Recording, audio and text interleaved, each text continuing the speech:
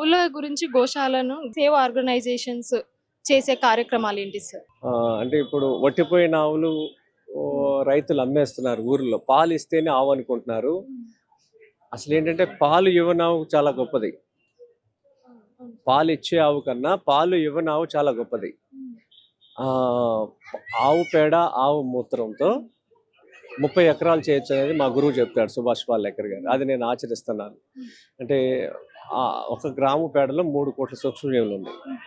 అవి వ్యవసాయం చేస్తాయి. మనిషి ఏం చేయడు వ్యవసాయం. ఇది కల్చర్. జీవామృతం అనేది కల్చర్. ఇది నేను తెలుసుకున్నాక రైతులకి ఇలాంటి వట్టిపోయిన ఆవులు గోశాల ద్వారా, అంటే కషాయ వాళ్ళ దగ్గర ఎవరైతే పట్టుకుంటున్నారో, గోరక్ష దళ వాళ్ళు, ఆర్ఎస్ఎస్ వాళ్ళు, విహెచ్పి వాళ్ళు, ఆ పట్టుకున్న ఆవుల్ని గోశాలలో ఉంటాయి. ఆ గోశాల వాళ్ళకి అక్కడ రైతులను పిలిపించి, స్థానికంగా రైతుల్ని పిలిచి రైతులకి అవగాహన కల్పించి తర్వాత ఆవును మళ్ళీ తిరిగి గ్రామానికి పంపిస్తున్నాం.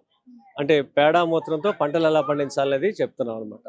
ఇలా 25,000 మందికి ట్రైనింగ్ ఇచ్చాం. గోవు ఆధారిత వ్యవసాయంపై టీటీడీలో ఎలాంటి కార్యక్రమాలు నిర్వహిస్తున్నారు? చాలా బాగా జరుగుతున్నాయి. గత 3.5 సంవత్సరాలు జరిగినాయి.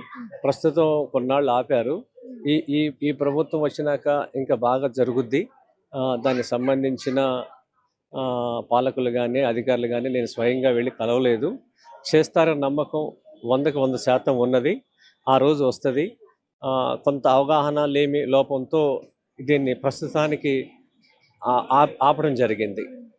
సో ఆవులను, కలేబరాలను కొనుక్కోవాలి, తీసుకోవాలి అనేసి కూడా మీరు పిలుపునిస్తున్నారు. సో ఇప్పటి వరకు వెళ్తున్నాయి అనేది మీరు పిలుపునిస్తున్నారు. ఇప్పటి వరకు మీరు ఎన్ని ఆవులను, ఇప్పుడు నా సొంతంగా నా పొలంలో నేను ఇప్పటి వరకు ఒక 200 ఆవులు రైతులకి ఇవ్వడం జరిగింది. నా సొంత భూమి నావి. అలా కాకుండా గోశాలలో మీటింగ్లు పెట్టి ప్రతి జిల్లాలో అక్కడ స్థానికంగా పట్టుకున్న గోరక్ష దళ వాళ్ళ ఆవుల్ని గోశాలలోంచి మళ్ళీ గ్రామాలకు పంపించడం జరిగింది.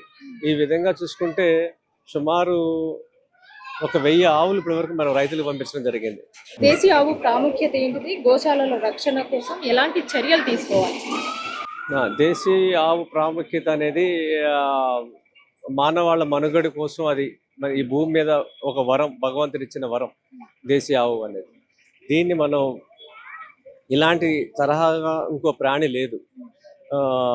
పంచగవ్యాసం ఉన్నాయి కదా, ఆవు నుంచి వచ్చే 5 వస్తువులు: ఆవు పేడ, ఆవు మూత్రం, ఆవు పాలు, ఆవు పెరుగు, ఆవు నీరు. వీటితో మానవాళికి, ప్రకృతికి మేలు చేసేదే కానీ చెడు చేసేది ఆవు నుంచి ఏది లేదు. ఇది ఆవు యొక్క ప్రత్యేకత. ఇక గోశాల నిర్మాణం అంటున్నారు మీరు. గోశాల నిర్మాణం అనేది దేశానికి అరిష్టం. గోశాల నిర్మాణం జరిగితే దేశం పాడైపోతుంది. గోవు ఎప్పుడు రైతు దగ్గర ఉండాలి, కానీ గోశాలలో ఉంటే అది ఓల్డ్ ఏజ్ హోమ్లో పెట్టినట్టు అనమాట. ఓల్డ్ ఏజ్ హోమ్లో ఉంటే దేశానికి మంచిదా? కాదు కదా. సేమ్ ఆవుల విషయంలో కూడా గోశాలలో కూడా ఓల్డ్ ఏజ్ హోమ్ లాంటిది అనమాట. ఎప్పుడు నగరానికి రాకూడదు, గోశాల దేశంలో ఉండకూడదు. గోశాల ఉంటే ఎంత గోశాల పెడితే దేశానికి అంత అరిష్టం. ఆ పేడ మూత్రం పొలాలకు వెళ్ళాలి, వెళ్తే భూమి సంపన్నం అవుతుంది, వర్షపు నీళ్ళు భూమిలో ఎంగుతాయి, పౌష్టికాహారం సమాజానికి అందుద్ది. అంటే ఈ జ్ఞానాన్ని రైతులకు ఇవ్వటం అనే దాంట్లోనే నేను సమయం ఎక్కువ కేటాయిస్తున్నాను. అలా పండించిన బియ్యాలన్నీ ఇక్కడ అందుబాటులో ఉన్నాయి. తర్వాత ఇవి రోజు వచ్చి ఇక్కడ కొనుక్కోవాలి, తినాలనేది మా ఉద్దేశం కాదు. ఇలా ఒక వస్తువు ఉందని చెప్పడం మా ఉద్దేశం. మీకు పొలాలుంటే దీన్ని ట్రైనింగ్ ఇవ్వటానికి మీ జిల్లాలో మీరు ఆర్గనైజర్స్గా నిలబడితే, ఇక్కడికి వచ్చే వినియోగదారులు కానీ ఎవరైనా సరే, అక్కడికి మేము స్వయంగా వస్తాం మా ఖర్చులతో. వచ్చి అక్కడ మీరు ఒక 100-200 మంది రైతుల్ని సమీకరణ చేస్తే వాళ్ళకి జ్ఞానం ఇస్తాం. అలా పండించిన వాటితోనే మీరు బతకాలి, మీరు నెక్స్ట్ తరానికి మీరు ఎన్ని మార్గదర్శకంగా నిలబడాలి. ఇలాంటి వాళ్ళు ఎవరి ముందుకు వచ్చినా, ఏ జిల్లాకు వచ్చినా సరే నేను సమయం ఇవ్వడానికి సిద్ధంగా ఉన్నాను. Sir, last final question sir. Organic వ్యవసాయం, గో ఆధారిత వ్యవసాయాన్ని సనాతన ధర్మంలో మీరు దేని నుంచి స్ఫూర్తి పొంది మొదలు పెట్టారు? అంటే ఆర్గానిక్ అనే టర్మ్ ఎందుకు వాడుతున్నారంటే, ఆర్గానిక్ అనేది వితౌట్ కెమికల్ చేసే సిస్టాన్ని ఆర్గానిక్ అంటారు. దీంట్లో మళ్ళీ ఈ కల్చర్ ఏదైతే ఉందో వర్మీ కంపోస్ట్ అంటారు, వర్మీ వాష్ అంటారు. ఇవన్నీ కూడా వెస్ట్రన్ కల్చర్. అది మళ్ళీ అన్ని రైతుని కొనేదట్టు చేస్తున్నాయి అనమాట. రైతు అసలు ఏది కొనకూడదు. రైతు కన్జ్యూమర్ కాదు, రైతు ఒక ప్రొడ్యూసర్. కదా, రైతు జేబులోంచి డబ్బులు బయటికి రాకూడదు జేబులోంచి. ఇప్పుడు ఈ ఆర్గానిక్ ఫార్మింగ్ ఇది అన్నా కూడా మళ్ళీ వానపాములు ఎరువు కొనాలి, వర్మీ కంపోస్ట్ కొనాలి, ఇవన్నీ కూడా డబ్బులు బయటికి వెళ్తున్నాయి. అదే ఒక దేశీయ ఆవు ఉందనుకోండి, మనం ఏది కొనక్కర్లా. ఇంకోటి కల్చరు అగ్రికల్చర్ రెండు కలిసే ఉన్నాయి, విడిగా లేవు. అగ్రికల్చర్ నుంచే కల్చర్ వచ్చింది, అంతేగాని కల్చర్ నుంచి అగ్రికల్చర్ రాలా. ఫస్ట్ ఉన్నదే ఈ భారతదేశంలో ఈ భూమి మీద ఉన్నదే అగ్రికల్చర్. అగ్రికల్చర్ ద్వారా కల్చర్ వచ్చింది. అండ్ ఒకవేళ ఎవరికైనా ఇంట్రెస్ట్ వచ్చి మేము వ్యవసాయం నేర్చుకోవాలి అనుకుంటే నేర్పిస్తారా? డెఫినెట్గా దీనికి సంబంధించి బేసిక్ నాలెడ్జి 365 రోజులు రామకృష్ణ మఠం లోయర్ ట్యాంక్ బండ్లో అక్కడ స్టాఫ్ ఉంటారు, 6-7 మంది ఉంటారు. అక్కడ మార్నింగ్ 9:30 నుంచి ఈవినింగ్ 6:30 వరకు ఎవరు వచ్చినా ట్రైనింగ్ ఇస్తాం, ఏం ఛార్జ్ చేయం. తర్వాత జిల్లాలకి వచ్చి మీరు ఆర్గనైజ్ చేస్తారంటే మేము వచ్చి జిల్లాకి వచ్చి కూడా మాట్లాడతాం. మాలాంటి యువతకి చాలా మందికి వ్యవసాయం ఎలా చేయాలి ఏంది అనేది తెలియదు, అసలు వ్యవసాయం ఎట్లా ఉంటది అనేది కూడా తెలియదు. ఆ యువతకి ఏం చెప్తారు సార్ ఒక మాటలో? ఇప్పుడు నేను ఒక మోడల్ తయారు చేశాను. వరిలో ఆదాయం లేదు, రాదు కూడా. వరిలో ఒక రైతు 6 నెలలు కష్టపడితే 20 నుంచి 30 వేల రూపాయలు మిగులుతాయి.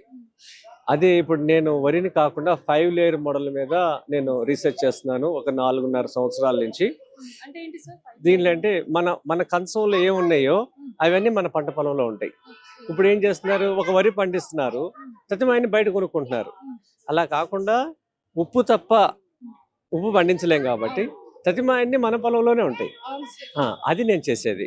దీంట్లో 3 లక్షల రూపాయల ఆదాయం నేను చూపిస్తున్నాను.